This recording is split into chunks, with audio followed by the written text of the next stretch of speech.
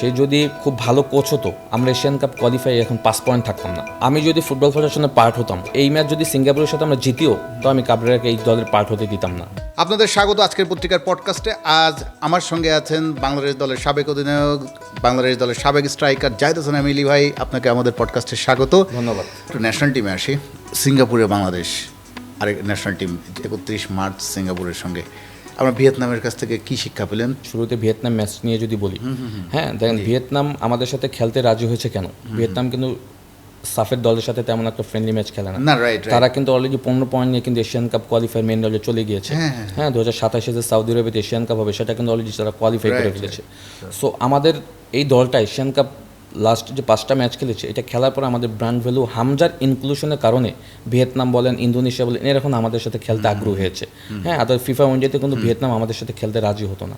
Vietnam is so energetic team. এখন যদি ম্যাচের দিকে আসেন, ম্যাচে আমরা অনেক ভুল করেছি। দেখেন কোচ কাবরেরাকে নিয়ে আমি আসলে অনেক কথা বলেছি, অনেক কথা বলেছি। আমি আসলে তার ট্যাকটিক্যাল আইডিয়া সম্পর্কে আমার কোনো আমি জানি না তার কি জ্ঞান রয়েছে ফুটবল সম্পর্কে। আমি আসলে তাকে ওইভাবে মূল্যায়ন করতে চাই না, কারণ সে যদি খুব ভালো কোচ হতো আমরা এশিয়ান কাপ কোয়ালিফাই এখন 5 পয়েন্ট থাকতাম না।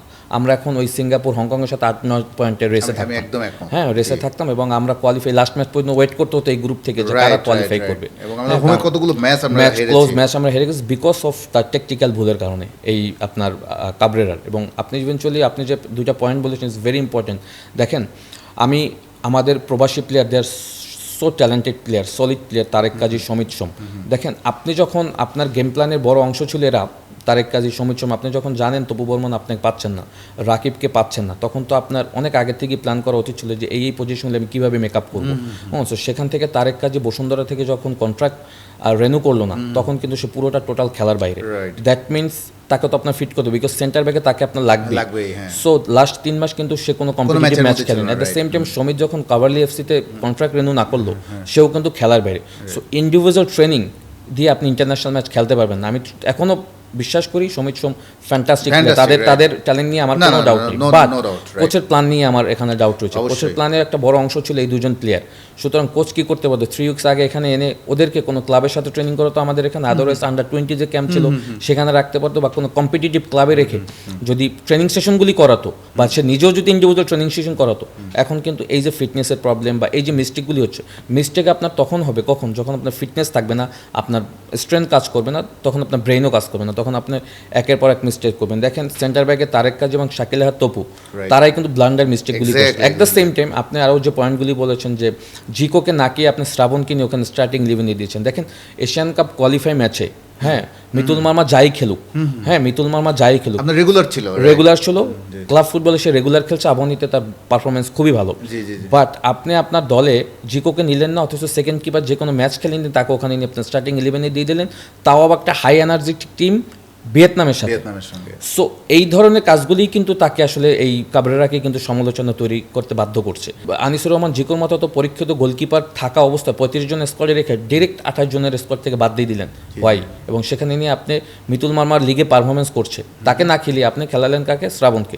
এখন আপনার সিঙ্গাপুর ম্যাচে আপনি কি স্ট্র্যাটেজি দাঁড় করবেন, কাকে খেলাবেন, সে নিজেই কিন্তু এখন হতাশায় ভুগছে। আই এম শিওর, বিকজ আমি প্লেয়ারের পার্সপেক্টিভ থেকে বলি, এই জায়গাগুলি কিন্তু রিকভার করা ভেরি টাফ। হামজার সাথে আমি মনে করতে পারি নেক্সট 10 বছর কিউবা মিচেল আপনাকে সার্ভিস দিত, হ্যাঁ, অ্যাজ এ হোল্ডিং মিডফিল্ডার হিসেবে। সুতরাং এই কন্ট্রোভার্সিগুলি কিন্তু কাবরেরাই তৈরি করছে। এবং কাবরেরা দ্যাট কোচ আমার কাছে মনে হয়েছে যে সে আপনি যদি লাস্ট ম্যাচটা দেখেন, আমরা যে ভুলগুলি করেছি সেম ভুলগুলি কিন্তু আমরা এশিয়ান কাপ কোয়ালিফাই ম্যাচও করেছি।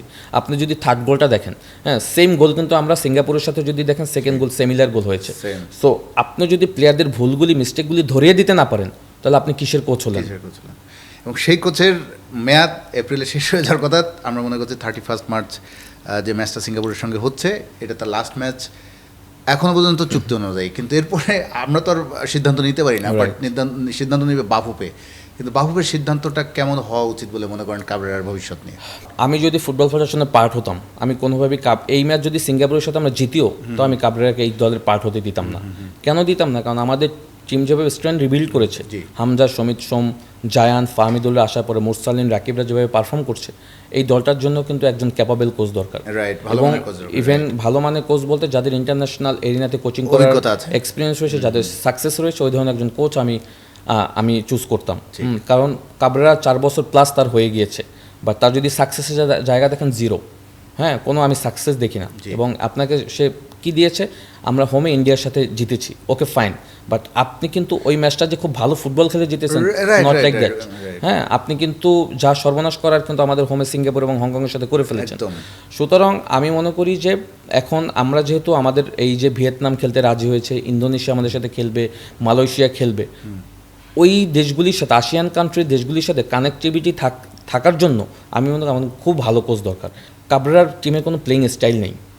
আমি একটু যদি আপনার সাথে এখানে যোগ করি, দেখেন মেয়েদের যে কোচ আছে পিটার বাটলার, মেয়েরা ভালো করুক খারাপ করুক তাদের একটা প্লেইং স্টাইল আছে, রাইট? হ্যাঁ, উনি হাইলাইন ডিফেন্স তো হাইলাইন যেটা করুক, নর্থ কোরিয়ার সাথে সে বিল্ড আপ করার চেষ্টা করেছে, এবং গোল খাওয়ার পরেও, রাইট।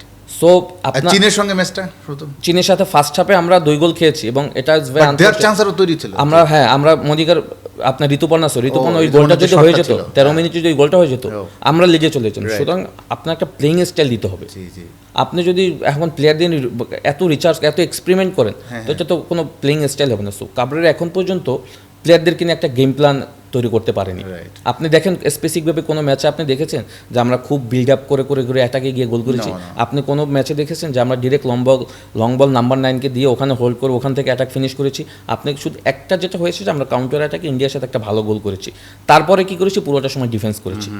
সুতরাং তার প্লেইং স্টাইলের কিন্তু কোনো স্টাইল তৈরি করতে পারেনি। চেষ্টা করি সিঙ্গাপুর ম্যাচটা আমাদের এশিয়ান কাপ বাছাই, একটা আফসোসের একটা বাছাই পর্ব হয়ে গেল আমাদের। আমাদের খুবই সম্ভাবনা ছিল, আমরা ইন্ডিয়ার মাটিতে ড্র করে আসলাম, হংকংয়ের মাটিতে ড্র করে আসলাম, নিজের দেশের মাটিতে কতগুলো ম্যাচ হারলাম। মেয়েদের ফুটবলার যেভাবে এশিয়ান লেভেলে গেল, ছেলেদের একটা চান্স তৈরি হয়েছিল এশিয়ান লেভেলে চলে যাওয়ার, এটা স্বপ্নটা বড় হয়ে যেত আমাদের। এখন শেষ ম্যাচটা কিভাবে শেষ করা উচিত বাংলাদেশে? এশিয়ান কাপ কোয়ালিফাই ম্যাচ আবার 4 বছর পর খেলার সুযোগ পাবে, হ্যাঁ, আবার অনেক দিন ওয়েট করতে হবে। এইটা ছিল সব থেকে মুখ্যম সময়। এবং আপনি যদি একটু রিমাইন্ড করেন পিছনের দিকে, আমরা 2টা অ্যাও ম্যাচ থেকে 2 পয়েন্ট নিয়ে আসছি, হোমে 3 পয়েন্ট পেয়েছি, কত হলো 5। আমরা যে হোমে যে 2টা ম্যাচ হারেছি, ক্লোজ ম্যাচ হেরেছি। আপনি যদি হংকংয়ের সাথে 11 পয়েন্ট হতো, হ্যাঁ, হংকংয়ের সাথে যে ম্যাচ, আমি 11 পয়েন্টে যাব না, আপনি যদি দেখেন হংকংয়ের সাথে যে ম্যাচটা আমরা 4-3 গোলে হেরেছি, খেলা কিন্তু শেষ। 3-3 গোলে যখন সমিত সোম গোল দিল, খেলা 3-3, 30 সেকেন্ড খেলা রয়েছে।